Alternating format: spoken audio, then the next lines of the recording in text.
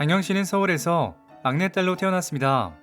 아버지는 일본 와세다 대학교를 졸업했고 어머니는 당시 일본 귀족여대를 나왔을 정도로 유복한 집안이었습니다. 장영 씨는 어릴 때 공부는 물론 노래도 잘해 콩쿠르에서 상을 받을 정도였죠. 그러나 6.25 전쟁이 터지자 집안은 어려워졌습니다. 그러자 그녀의 외국어 능력을 눈여겨본 교장이 유학을 준비시켰고 경기여고를 졸업하고 전해 국비장학생으로 미국 유학길에 올랐습니다. 가톨릭 신자였던 그녀는 가톨릭 재단의 필라델피아 대학을 선택했고 평소 과학과 수학을 좋아했기에 화학을 전공으로 선택했죠. 평균 B학점 이상을 받아야 전액 장학금을 유지할 수 있었기 때문에 학업에 열중했습니다. 영어에 익숙하지 않아 처음 1년간은 책을 베고 책상에 누워 잘 정도로 악바리로 불렸었죠. 이후에도 도서관에서 종일 지냈으며 실험실에 혼자 남아 이론 공부와 연구하는 날이 많았습니다.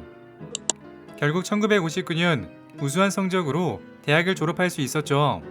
이러한 엘리트 여성이었던 장영 씨는 채몽인과 결혼하며 주부의 길을 걷게 되었습니다. 남편 채몽이는 엄마 친구의 아들로 어렸을 때부터 알고 지내던 사이였는데 장영 씨보다 나이가 상당히 많아 평소 그를 아저씨라고 불렀었죠. 그리고 장영 씨는 유학을 떠나기 전 채몽인이 정식으로 청혼을 했으나 그녀는 어떻게 아저씨랑 결혼하겠냐며 이를 거절했죠. 그렇게 미국으로 떠났지만 채몽이는 포기하지 않고 사업을 핑계 삼아 여러 차례 미국으로 건너갔습니다. 결국 4년간의 노력 끝에 장영 씨는 결혼을 승낙하면서 둘은 결혼에 꼴이 날 수 있었죠. 그리고 당시 남편이 하고 있던 사업은 한창 성공 가도를 달리고 있었기 때문에 비록 엘리트 유학생이었지만 전업주부가 되어야만 했습니다. 이때까지만 해도 그녀에게 기업인의 삶이란 계획이 없었습니다. 장영 씨의 남편 채몽이는 인천 송을동에 애경유지 공업을 설립하며 애경의 역사가 시작됩니다. 애경이란 이름은 국민을 사랑하고 존경하는 마음으로 좋은 제품을 만들겠다는 애인경천의 정신이 담겨있죠. 회사 설립 후 세탁비누를 생산했는데 당시만 해도 양재물로 세탁을 하던 시절이라 이 제품은 그야말로 엄청난 판매량을 기록했습니다. 이후 국내 최초의 화장비누 미향을 출시했죠. 당시 미향의 인기는 대단해서 인천에서 서울까지 도로 위에 화물차는 모두 애경 물건을 실었다는 말까지 나올 정도였습니다. 이때 윤보선 당시 대통령이 공장을 직접 방문할 정도로 명성이 높았었죠. 이후 지금도 많이 팔리고 있는 주방용 세제 트리오를 개발했고 이를 계기로 세제 회사로서 확고한 위치를 차지했습니다. 그리고 장영 씨는 막내 아들을 낳은 지 사흘 만인 1970년 남편이 급작스러운 심장마비로 세상을 떠나게 되었습니다. 이때 그녀의 나이는 34살로 3남 1녀의 어머니였죠. 충격으로 1년 동안 집 밖을 벗어나지 않았는데 그런 그녀에게 큰아들은 이렇게 말하며 위로했습니다. 어머니 걱정 마세요.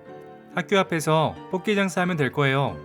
큰 힘을 얻은 그녀는 경영 참여를 결심, 종로 낙원동에 있는 경리학원을 찾아 재무제표 보는 법을 공부했습니다. 그녀가 믿는 두 가지가 있었습니다. 하나는 어머니가 자녀들을 돌봐주실 것이고 다른 하나는 비누회사를 이끌 수 있는 화학도라는 사실이었죠. 장영 씨는 당시를 이렇게 기억했습니다. 다른 선택의 여지는 없었다. 아이들을 잘 키워야겠다는 모성에서 출발했고 남편의 회사를 그냥 버려둘 수 없다는 아내로서의 의리가 있었다. 그렇게 무모한 도전을 시작한 것이었다.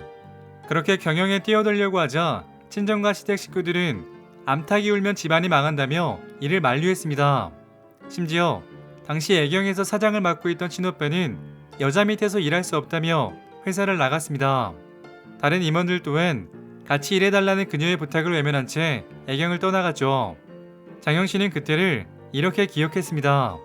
당시 나는 왕따였다. 사장이었지만 한동안 직원들은 결제조차 받으러 오지 않았다. 이사회에서는 임원들이 나누는 이야기를 한마디도 알아들을 수 없었다. 그러나 주위 환경도 그녀를 돕지 않았는데요. 취임한 지 1년 만에 1차 오일 쇼크가 발생한 것이었죠. 오일 쇼크가 발생하자 유류 가격과 전기요금이 급격히 상승했고 이로 인해 애경유화의 원료 공급이 끊겨 공장은 다들 위기에 처했습니다. 가장 어려운 이때 장영신 특유의 도전 정신을 발휘했습니다. 한국에 파견된 미국 걸프사의 사장을 찾아가 이렇게 말했었죠. 애경유화는 앞으로 한국의 석유화학 산업 발전에 큰 기여를 할 것이다. 한국의 석유화학 산업이 발전해야 걸프사에도 이익이 될 것이다. 따라서 양사의 이익을 위해 미쓰비시 가스케미컬과 물물 교환을 할 수 있게 중개해달라. 걸프사의 사장은 당당히 요구하는 그녀의 결기에 놀라 일본의 회사를 주선해 주었습니다. 그렇게 비누와 트리오 등 대표 상품의 수출길이 열리게 되었죠. 지금도 매년 1조이 넘는 매출을 거두는 애경유아는 그렇게 목숨을 부지할 수 있었습니다. 그리고 그녀의 도전 정신은 애경 산업을 설립할 때에도 발휘되었죠. 80년대 들어 고객의 눈높이가 높아지면서 외국의 기술을 들여와 품질을 높이겠다는 전략을 세웠습니다. 그렇게 84년 유니레버사와 합작을 통해 애경 산업을 설립하기로 했는데 주위에서는 외국 기업의 회사를 팔아먹는 게 아니냐는 비난이 많았습니다. 이때 그녀는 애경에 유리한 조건을 제시하며 유니레버사를 당황하게 만들었죠. 기술과 설비는 들여오되 로열티는 받지 말 것. 합작은 애경과 유니레버가 50대 50으로 하되 애경이 경영을 주도할 것이라는 조건을 달았습니다. 이 같은 조건을 전해들은 애경의 임원들조차도 협상은 깨질 것으로 예상했습니다. 그러나 유니레버는 예상을 깨고 합작 의사를 밝히면서 모두를 놀라게 했죠. 당시 장영신이 어찌나 집요하게 요청하며 물러서지 않았던지 외국 임원들은 그녀를 터프우먼으로 불렀습니다. 실제 그녀는 회사에서 호랑이로 통했는데요. 화가 나면 직설적으로 퍼붓는 성격과 놀라운 추진력을 지녔기 때문이죠. 그리고 이렇게 다국적 기업과의 합작을 무리 없이 진행할 수 있는 배경에는 그녀가 미국 유학 시절 배운 화학 지식과 영어 실력이 큰 도움이 되었습니다. 또한 그녀는 인재를 알아보는 눈도 뛰어나는데 특히 조수한 KTF 부사장과 인연이 깊습니다. 한쪽 팔이 없어 번번이 입사 시험에서 고배를 마신 그를 채용하고 믿고 맡겼었죠. 이후 조수한 부사장은 하나로 샴푸, 2080 치약 등을 히트시키며 마케팅의 달인으로 거듭났죠. 장 회장의 기업가 정신을 연구한 경영학자들은 그녀의 성경지명이 작용한 사례를 여러 차례 발견했습니다. 우선 대표에 취임한 뒤 남편이 키워온 비누 사업을 유지하되 미래 애경의 지표를 화학공업으로 설정합니다. 국내에 세탁기가 막 보급되기 시작할 때 합성세제 시대가 도래할 것을 예측하고 대규모 합성세제 공장을 지은 것이었죠. 예상대로 공장에 준공될 무렵 합성세제 수요가 폭발적으로 증가했습니다. 80년대 화장품 사업에 뛰어들 당시에는 관심이 저조했던 클렌징에 주목하고 백화점에서만 살 수 있었던 유통구조에서 슈퍼마켓에서 판매하여 대성공을 거뒀습니다. 그렇게 국내 대표 세제 기업이었던 애경은 샴푸, 치약, 화장품 등으로 확장해 나갔습니다. 그리고 1987년 장영신은 애경그룹의 회장직에 올랐습니다.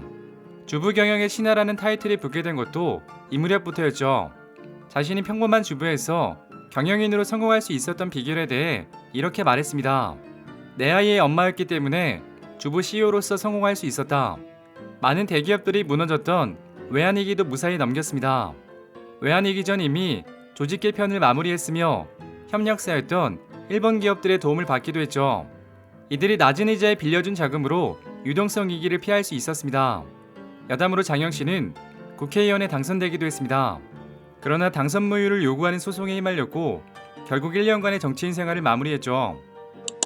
2004년부터는 애경그룹을 자녀들에게 맡기고 애경복지재단 일에만 관여하고 있습니다. 한편 가습기 살균제 논란은 현재까지도 이어지고 있습니다. 애경의 부회장이 피해자와 가족분께 사과의 말씀을 드린다며 고개를 숙였지만 판결이 나오면 상응하는 조치를 취하겠다는 단서를 달아 비난을 받아야만 했죠. 비누에서 시작된 애경그룹은 현재 항공, 화학, 화장품 등 다양한 사업에 뛰어들었습니다. 90년대에는 백화점 등 유통업에, 2000년대에는 제주항공을 설립하여 항공업까지 진출했죠. 이 중심에는 장영신 회장이 있습니다. 30년 동안 애경을 진두지휘하여 작은 비누 회사에서 재계 50위권 기업으로 키워냈습니다. 그녀는 자타가 공인하는 국내 1호 여성 CEO로서 주부 경영의 신화, 재계 마더니 등 많은 수식어가 따라다니고 있죠.